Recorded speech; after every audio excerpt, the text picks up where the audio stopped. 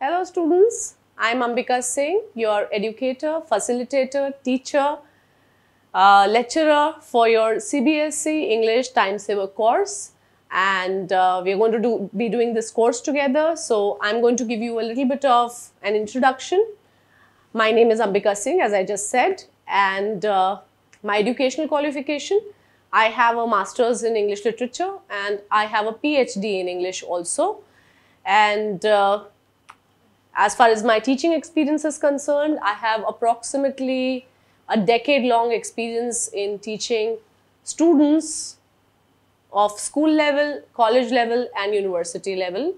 So I have been working actively in the last 1 decade, and out of this 1 decade, 6 years have gone into CBSE English teaching, and it would be a great idea if we coordinate very well and if we understand each other and our approaches before we begin our syllabus.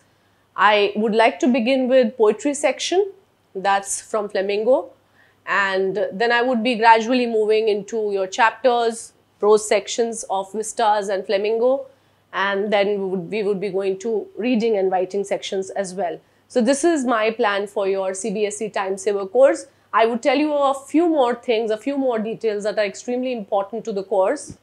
As it is a time saver course, we would be on a tight schedule of 35 lectures. We will not have more lectures than that.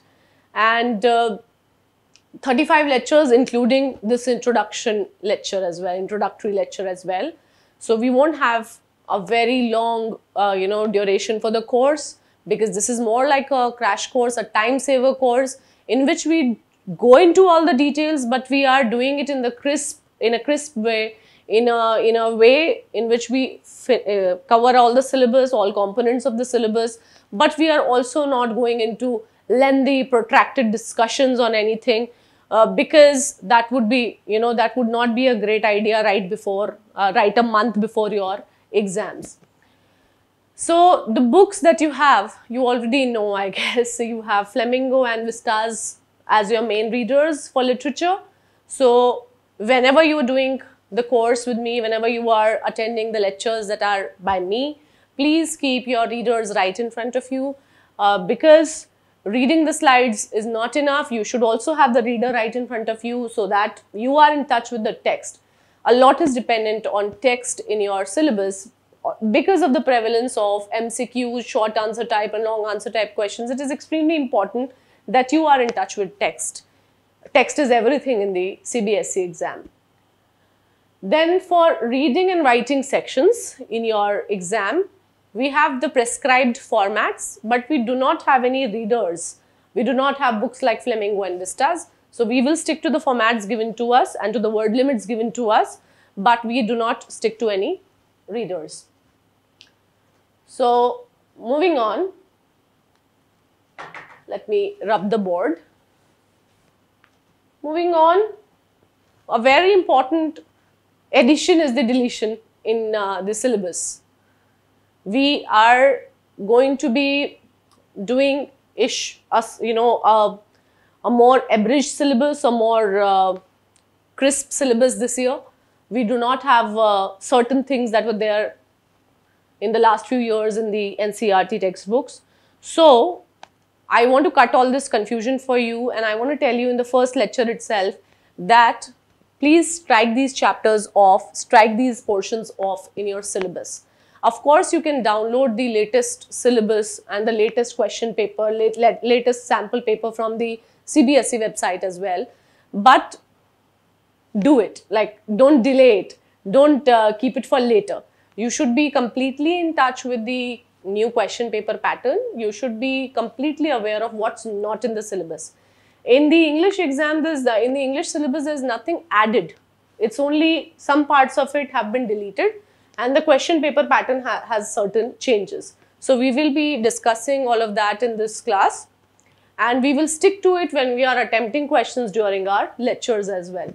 So please strike these off when in your books. If you have the books right in front of you, please do that, or else just note these topics as deleted topics and you don't have to focus on these at all, and there's nothing added to your books. So from the reading section, you do not have note making any longer.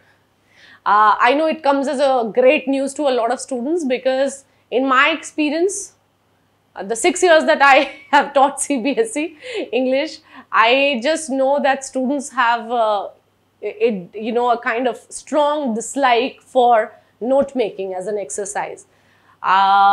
Maybe as a teacher, I don't feel as much of a pain in that exercise, because I see it as just reading and making and taking down notes from a passage.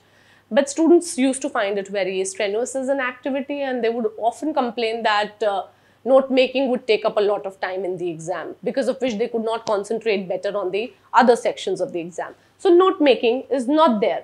Please cut it. Literature. In literature, in your reader Flamingo, you don't have Poets and Pancakes. Again, a very lengthy chapter, and students never liked it. So Poets and Pancakes is not there anymore. Happy news. A Roadside Stand is not there anymore. It wasn't a very lengthy piece of poem, and it was a good poem. The Interview, the chapter The Interview is not there, and Going Places, another chapter, is not there. So these are the four things from your Flamingo reader that are not there in the syllabus anymore. So please strike them off in your books or note them down. Vistas, you don't have The Tiger King anymore. You don't have Journey to the End of the Earth and Memories of Childhood. So 3 topics have been deleted from Vistas, and from Flamingo you do not have 4 pieces of literature, 4 individual pieces, and in the reading section you don't have note making. So please note them down, and you should know that you don't have to do these topics. From the writing section, coming to the writing section, we don't have poster making anymore. We don't have business and official letters anymore, and we don't have speech and debate. So poster making, again, like note making, many students, a large number of students never liked poster making, because it would require them to think creatively in the exam and create a poster with pictures and all, and it would be very time consuming. So it's again a good news that you don't have poster making in the syllabus. Business and official letters were the letters in which you were raising complaints and giving orders and those kinds of letters. They are not there in the syllabus anymore, and speech and debate as well. So strike them off in the writing section. Coming to what we have remaining with us. See, this is a broad overview I'm giving you. We are not getting into minute of details. Just giving you a broad overview of a CBSE pattern now, of the CBSE English exam pattern now. The overall weightage of the exam is 80 marks, and the paper would be divided into 2 main sections. You have section A and section B. Section A is for objective type questions, that is MCQs, multiple choice questions, and section B of the exam would be lengthy subjective questions. Part A of the exam would have reading and literature. Part B, the subjective part of the exam, would be literature and writing. Okay? So this is how it is. Part A of the exam, Part A and Part B are of equal weightage. So Part A of the exam is 40 marks, out of which you have reading for 20 marks. So what is there in the reading section? You will be given 2 passages, which you call very conveniently as unseen passages. In fact, the general terminology, the general term given to these passages is unseen passage. But is it an unseen passage? No, you can very well see it. It's not an invisible passage. It's a passage. The right way to call it would be, the right thing to say for it is a comprehension passage. It should be termed as a comprehension passage. It's a passage that you can see, but commonly we refer to it as an unseen passage. You call it unseen because you've never seen it before. It's a surprise passage given to you. So you will have 2 passages like this, comprehension passage or unseen passage, and both of these passages, not note making as I specified earlier, they are just giving you 2 passages to read, but you have to attempt MCQs from them, purely MCQs. You don't have any lengthy question from them. So 10 questions from one, And again 10 questions, 1 mark each from the second passage. So 2 passages of 20, like 10 marks each, 20 marks in total would be your reading section. Moving on, in the same part of the exam, MCQ part of the exam, that is section A of the exam, you also have literature. So what kind of questions are they asking as MCQs from literature? From Vistas, from Flamingo, from both of your readers, they can ask you MCQs. They can either give you an excerpt, an extract from your poetry or from your chapters and ask you multiple choice questions from that, or they can ask you multiple choice questions directly. You should be, this is why I'm saying again and again that text is very important, and I would focus on the text in each and every class. I am not going to let you be free in that particular respect. I'll keep reminding you that the NCERT text is the most important text to you when you're attempting a CBSE exam. The prescribed books and the prescribed formats are very important. So you would be attempting multiple choice questions from your readers, from poetry and the prose sections of Vistas and Flamingo. Earlier, when you used to have only, like say, subjective questions from your literature section, it was still easier for you, because even if you understood the broad meaning of something, you could write an answer because you had to write, in a paragraph. Now it's not like that. You have to attempt MCQs as well from literature, which is why it's a tougher thing, and which is why you need to focus even more on the text, on the NCERT text. So you have questions based on prose, from Flamingo and Vistas, from poetry, and text-based questions as well. So this entire section of this is the second part of section A, and this will be of 20 marks. So 20 marks of section A for reading and 20 marks of section A again for literature. Fine. So we are done with the MCQ part, we are done with the objective type questions part of the syllabus. Now moving on, we have section B. Section B will have writing and literature again. But this is a subjective part of your paper. So the writing part of it, the writing in this will be for 16 marks. From the writing section, they are asking you questions of 16 marks, and 24 marks will be for literature. So what kind of questions are they asking you from your writing section? You can see here, they will ask you to write a notice, or they'll ask you, and they can ask you to write an advertisement. Then the second question can be invitations and replies, formal invitations and replies, and informal invitations and replies. And the word limit for both of these topics, invitations and replies and notice and advertisement, these topics that I have mentioned just now, they're all short answer type questions.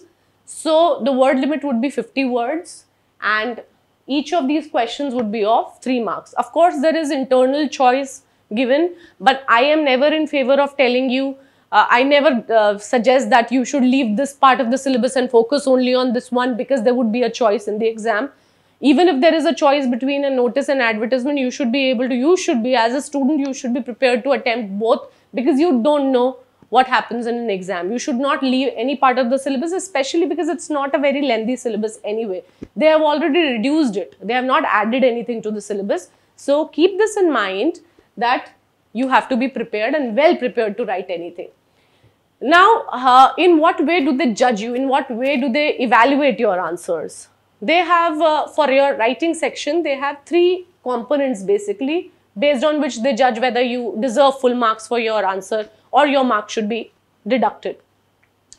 First is format, which I will be teaching you in each and every class. Whenever we are doing writing, I'm telling you the format. And you have to stick to the prescribed format given by CBSE. So you will stick to it. Second is content. Content is what you are writing in the, like say you are writing a notice, so what kind of language are you using? Are you giving all the necessary details? If you are writing a notice and your details are very vague, they're not precise and they're not specific, because it's a 50-word question. So you have to be very specific in giving details. Whether or not you're doing it will decide how much do you get, how much do you score in that particular part. And then important is expression. What kind of expression do you have? how articulate is your expression in writing that answer. So whether it is a notice or advertisement, or you're writing formal invitations and replies, it's not only important that you give the specific details and stick to the format, which a lot of people can do because they can remember those things. Also, what kind of language do you use? What kind of expression do you use? Do you use good English? That decides how much you score in these questions. So you have these 2 questions of 3 marks each, and then you have 2 more questions in the writing section, which are longer writing tasks, which are not for 50 words, but the word limit now would be 120 to 150 words.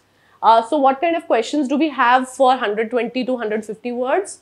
And both of these questions will be for 5 marks each. Okay? So you are doing job application letters and editorial letters. Letter to the editor. I think a lot of you are already aware of what are letters to the editor. In your school, you have already done it in class 8, 9, 10th, when you're writing a letter to the editor. It could be any situation. It could be something in your neighborhood, in the country, any issue that you're talking about, any cultural, social, political issue that you're talking about, or an economic issue that you're talking about. You're talking about something, but you're addressing that letter to the editor of a newspaper because you want to highlight that issue. So you give your opinions, and it is, I think, these letters can be very interesting to write because you are expressing your personal opinions on them, in them. And in job application, you have a format given by CBSE, and we will be doing job application. So I'll tell you exactly how it is, what components should be there in a job application. You're writing it to the prospective employer. All right. So this will be 5 marks, and again, you have 120 to 150 words as your word limit. The second question in your longer writing task is article or report writing. Again, prescribed formats, and we will be discussing them in detail when it comes to doing these lectures. 120 to 150 words as the word limit. So 16 marks for writing section in section B in the subjective part of your paper. Moving on, part B's second part is literature, which is for 24 marks. All right. So here I have already, it's encircled from the last slide. 24 marks for your literature section. And what kind of questions are they asking? They're asking you short answer type questions and long answer type questions. They can be asking you short answer type questions from Flamingo, from Vistas, and long answer type questions also from both of the readers. See, they're not leaving you anywhere. They're asking you MCQs from all the chapters and all the poetry. They are asking you from MCQs from reading. They are asking you longer and shorter writing tasks. Likewise, they are asking you longer and shorter answers from Flamingo and Vistas as well. So you cannot be going easy or preparing one topic more than the other. You have to prepare everything uniformly and strategically. You have to be strategic, especially now when we are doing a time saver course. It's like a crash course for you. So be strategic in your preparation. Know how much is required in what section, but be uniform in your preparation. So you would be asked 5 short answer type questions from prose and poetry from Flamingo. So you have 5 into 2 here, 2 marks each, 10 marks for these short answer type questions from prose and poetry from Flamingo. Then you have 2 shorter answer type questions from Vistas, and you have this in total for 4 marks because there will be two questions asked for 2 marks each, so 4 marks. And you have 1 long answer type question from prose and poetry from Flamingo. So it is a long answer type question. See, for all your long answer type questions, whether it is writing or literature, you have the word limit of 120 to 150 words, and the question will be of 5 marks. Like if you are writing a report, even that is 120 to 150 words, and the weightage for that question is 5 marks. Likewise, for literature as well, you have the weightage 5 marks if it is a long question, and the word limit is the same. So you would be asked 1 long answer type question from prose and poetry, and or it could be a choice, and it would be from Flamingo. There is internal choice in questions. There is internal choice in writing section. There is internal choice even in your Flamingo questions and your Vistas questions. But please don't leave any part of the syllabus for this particular thing that there would be choice in the question. Then one last question in your exam, the last question is this one long answer type question based on the chapters from the book Vistas. So you have to be thorough with the chapters from Vistas as well. Again, 5 marks and 120 to 150 words. So this is your basic pattern. Remember, it's an 80-mark paper. The paper is half MCQ and half subjective. In the half MCQ paper, you can be asked questions from reading and Flamingo and Vistas. From the subjective part, you can be asked questions from writing, long and short answer type questions, and from Flamingo and Vistas also long and short answer type questions. I think it's quite simple. There's no confusion. It's a very easy way to look at the paper. Half is MCQ, half is subjective. So you should not be so confused. You can certainly download the question paper pattern also. It's easily available on the web, and keep it with you while you are preparing for the exam. But keep in mind that whenever you're reading anything in the syllabus, I'm talking about chapters and poetry, that you should be prepared for all different kinds of questions, MCQ, short answer type and long answer type. So this was your paper pattern, the weightage and everything. I have already introduced myself. Moving on, there are some things that I have been asked almost all the time. There are things that I am asked all the time. There are some common doubts. See, if I was a teacher with you real time, like if we were meeting every day in the class, it would be different because you could be asking what you wanted to ask directly to me.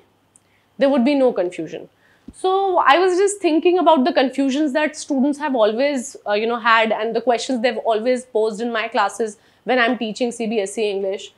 There are some common questions. Some of these you will find very silly, but there are doubts that students have. These are questions that they ask me about the exam, about how they should prepare for the exam. So I'm telling you a few questions again because we are not talking to each other in real time. So it's important that I already tell you about it.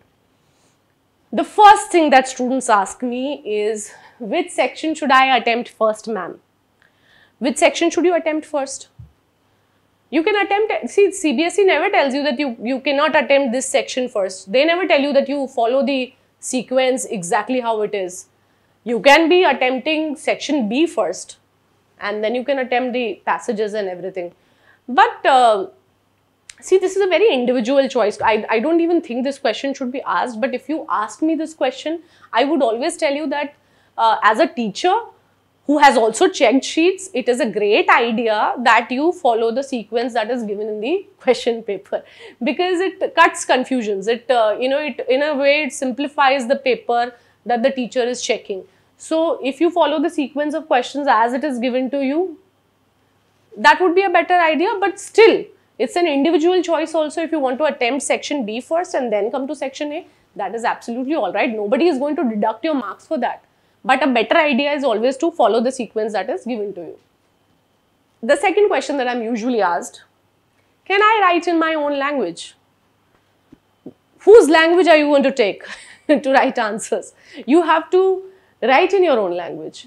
You have to listen to the explanation that I'm giving you in each class, but that's just my explanation.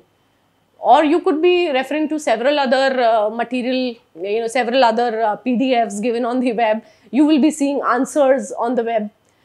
But all of it just leads you to be sitting in that exam hall and writing the answers. So it has to be your language. You don't have to particularly cram any language given on any of the web pages or any of the material or even my language. You have to stick to the language that you use for yourself. The third question is the third common query that I am usually asked.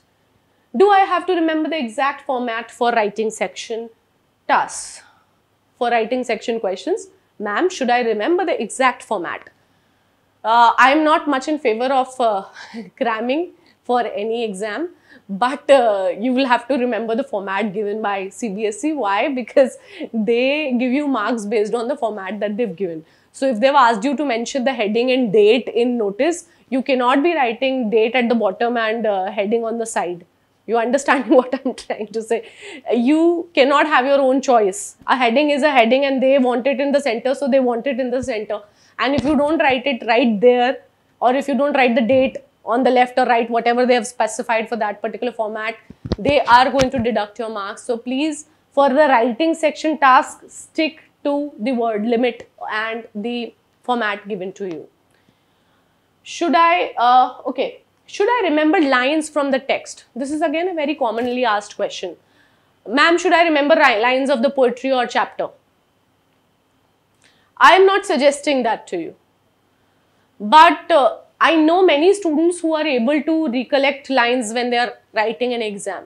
Say they are doing a poetry answer, if they are writing an answer for a poetry section question, then they are able to put into inverted commas, put into quotation marks, a certain line from the poetry. But see, that's just their individual choice. You don't have to do it. You don't have to sit down and memorize lines from a poem or chapter. It does make a good impression if a child is able to, if a student is able to remember certain lines. But see, again, it's a very individual thing and I leave it up to you completely. If you want to do it, please do it. If you find it difficult as a task, you don't have to pressurize yourself into remembering the lines from a poem or chapter. How do I manage my time in the exam? This is another question, because a lot of students come to me and tell me that after the exam, ma'am, I was not able to finish my paper. I could not attempt the reading section completely, or writing or literature. I don't know. I think most of the students have a good writing speed by the time they are in class 12th.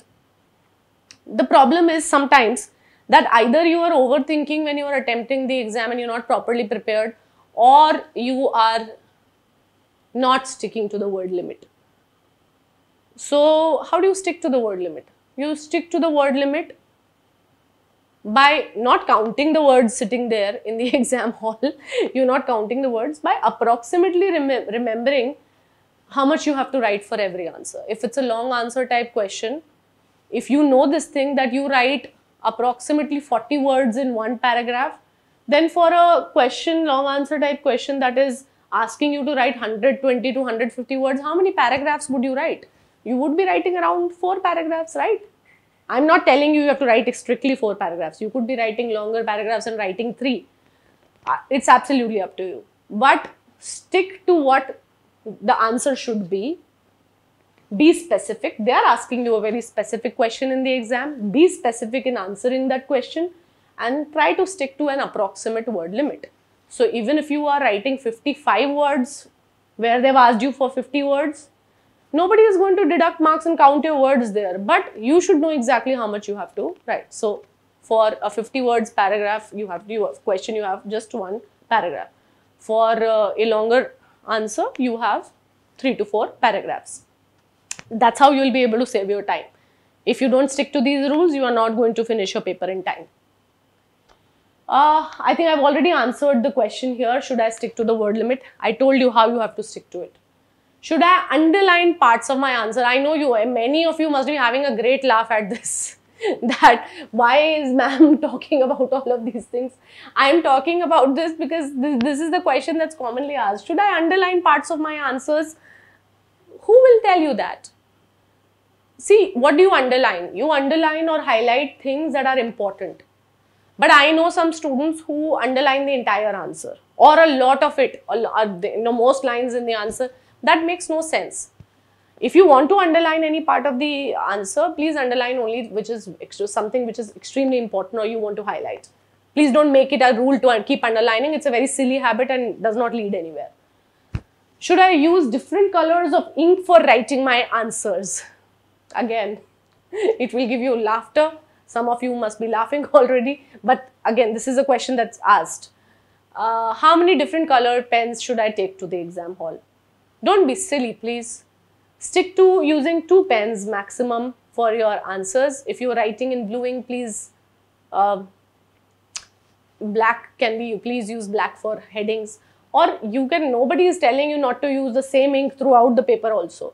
If there are any particular directives from CBSE for this, please check them out as well. But I don't think there are any particular specific instructions. Don't use colors like green and orange and all of those things. Please stick to black and blue most of the time. If there are any particular directives, check the website. If that is given as an instruction, follow that instruction.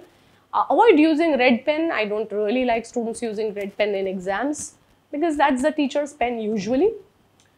What if an internal choice is confusing me? Again, sometimes people are over prepared for their exams. They look at an internal choice in any section of the exam and they start behaving like, oh, I know both of the questions very well. Then which question do I choose? Nobody can help you in this. I cannot answer this for you.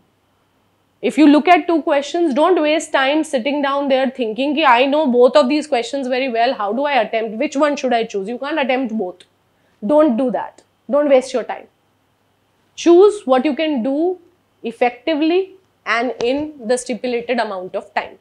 So, internal choice is not given to confuse you, but to make it convenient for you. Remember that.